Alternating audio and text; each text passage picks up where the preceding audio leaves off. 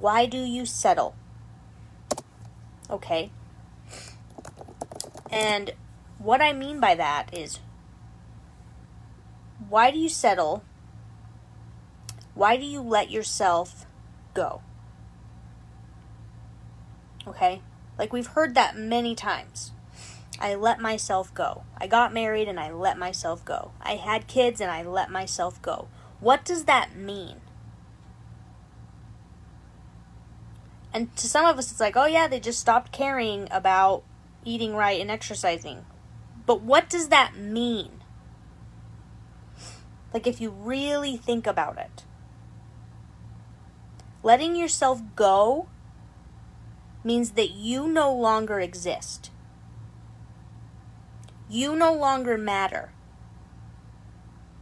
You get married, guess what? You're no longer Kayla. You're Shane's wife, Mr. and Mrs. Shane Potter.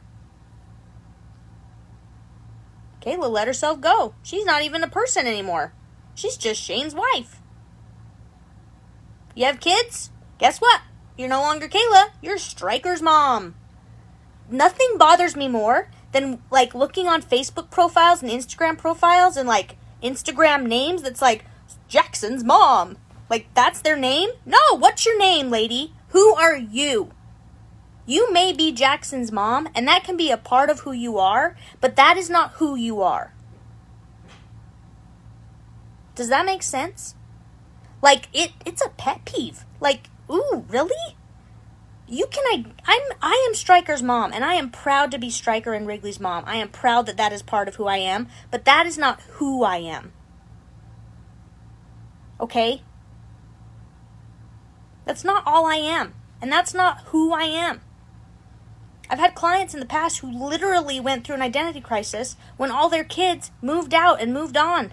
They were depressed. They were overwhelmed. They were lost. They didn't know who they were anymore. They started scrambling, trying to become the person they have always wanted to be, but now they're in their 40s or their late 30s and they've adopted all these other opinions from everyone else throughout their life, and they can't remember the last time that they ever did what they really wanted. They can't remember. They can't remember what it feels like to do what you really want and to be who you really are without worrying about what your husband's going to think or what your kids are going to need or whatever. And then on the flip side, I've had clients that waited until their kids were 18 to finally prioritize themselves. But by then, 25 to 30 years after having kids, because usually they have, 4 or 5 kids or whatever. So they've been having kids for 30 years and they've been taking care of these kids for 30 years. And now they're 45 to 60 pounds overweight. They can't remember the last time they did 30 minutes of dedicated activity that didn't involve their children. And they don't even recall what it looks like to actually take time for themselves. They don't remember what they want. They don't remember what it looks like. So they come to me and they're like, okay, it's my time now. It's my time. I've found myself. It's, whatever. Like, it's time to do it because they don't need me anymore. But, like, does it have to be that long? Do you have to wait that long? And by the way, just a side note, a daily shower and going grocery shopping alone, getting to go grocery shopping alone is not self-care. Just throwing that out there, okay? So here you are, as a woman, as a mother, as a wife, putting everyone else's needs first. You have let yourself go, and you have put everybody else's needs before yours. The kids get new clothes? Yep, but you're still wearing the same sweatpants and sweats that you've had since your first kid, when you were pregnant with your first kid, because you don't need new stuff. You're good, right? You don't need to get your hair done. You're good. You don't need an exercise program. You're good, okay? Soccer, $500, done. You got it, honey. We'll figure it out. Gymnastics, $600 a month? Absolutely. Whatever you need, sweetie. You want a snowmobile, husband? $15,000? Yep, we can figure it out. Let's make it happen. That's what you need. Oh, a new rifle too, $2,500? No problem. Let's go to Cabela's and get it right now. Oh, but you You go to a coach and you say, oh, it's $3,000 for me to change my life. Nope. Invest 30 minutes a day of activity before the kids get up or while they're at school or after they go to bed. Nope. Your husband needs you. There's chores to be done. Your husband needs his daily sex. Let's get it. I can't work out. Oh, no. I'm not a morning person.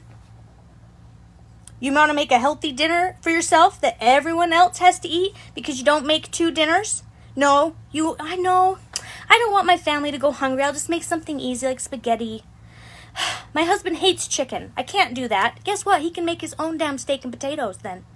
If you want to eat chicken and broccoli because that's what you feel you need, he can make his own steak and potatoes. I'm sorry. Okay? And kids, their kids only eat dino nuggets? Well, darn. Add another 90 seconds to your meal prep for the day. How annoying.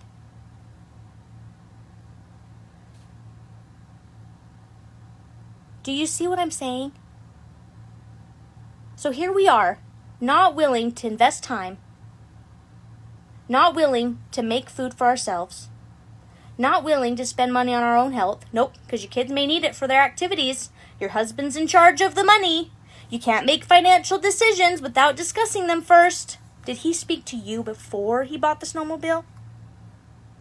Or before he bought the rifle? Or after? Did he say, hey, honey, I bought a rifle today? Does he have, like, the confidence and the swagger because he makes the money in the family? Maybe that's a discussion you guys need to have. Because if you're staying home because that's your priority is taking care of the kids, then he needs to realize that you need to take care of yourself too. Right? But stop settling for less than you deserve. Stop identifying as so-and-so's wife or so-and-so's mom. I am Shane's wife. I am, you make me laugh. I am Shane's wife.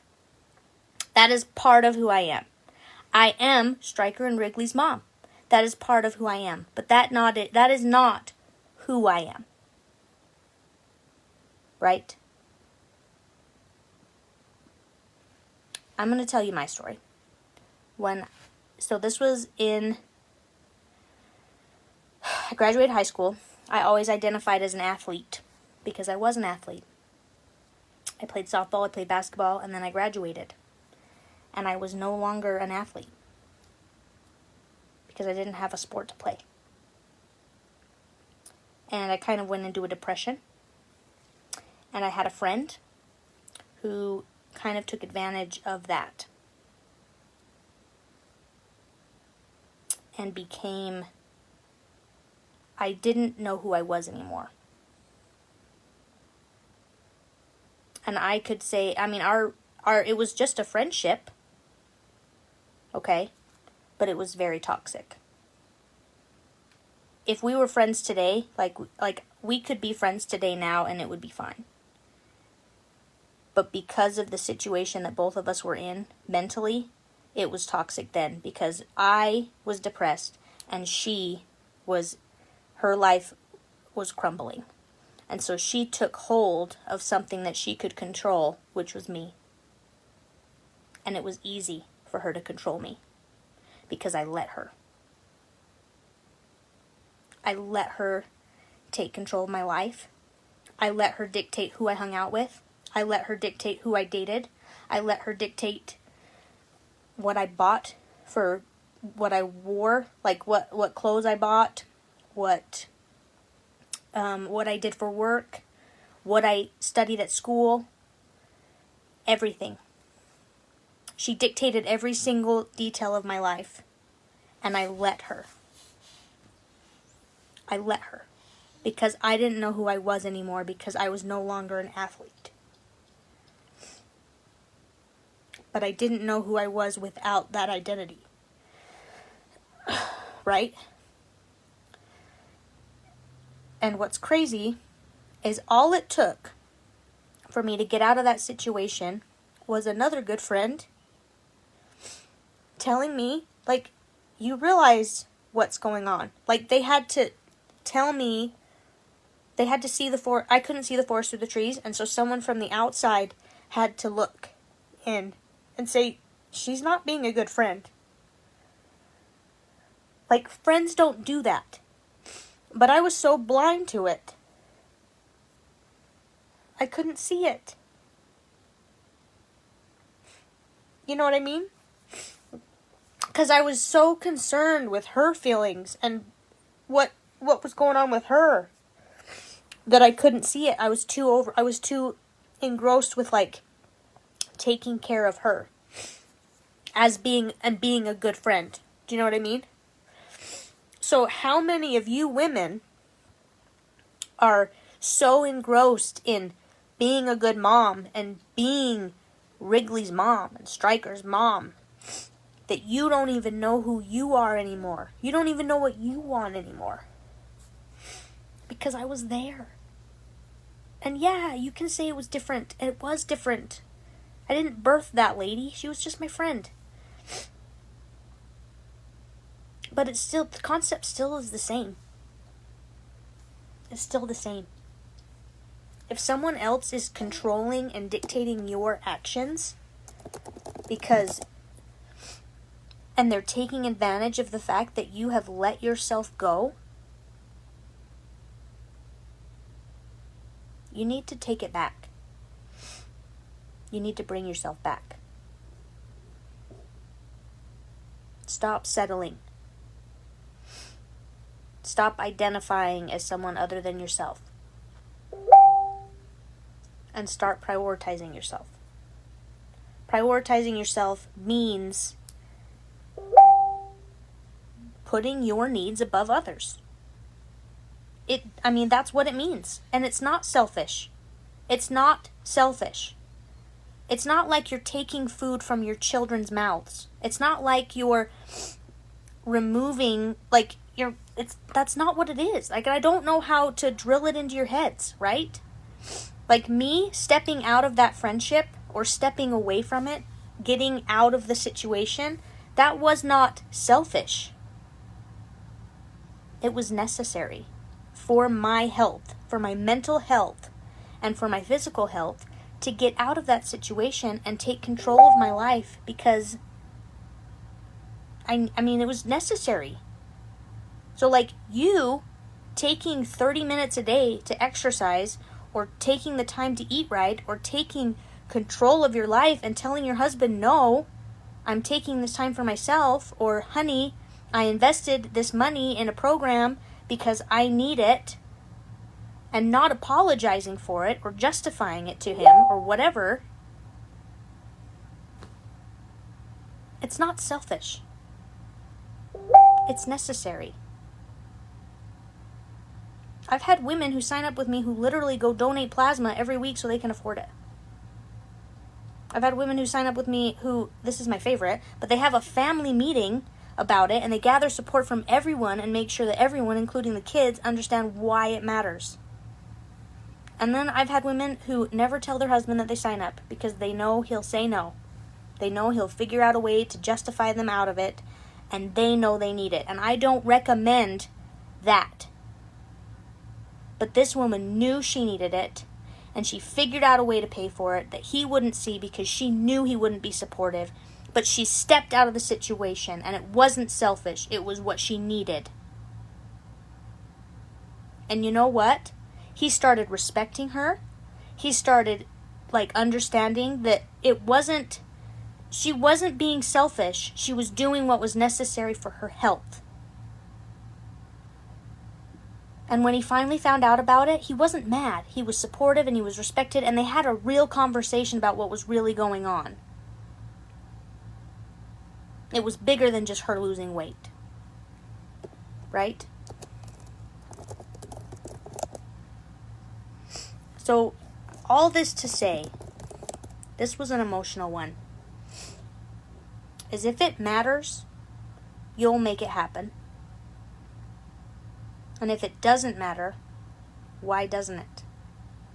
Because you matter. Not because you're Shane's wife, not because you're Stryker's mom, but because you Kayla, or whoever is watching this, matter.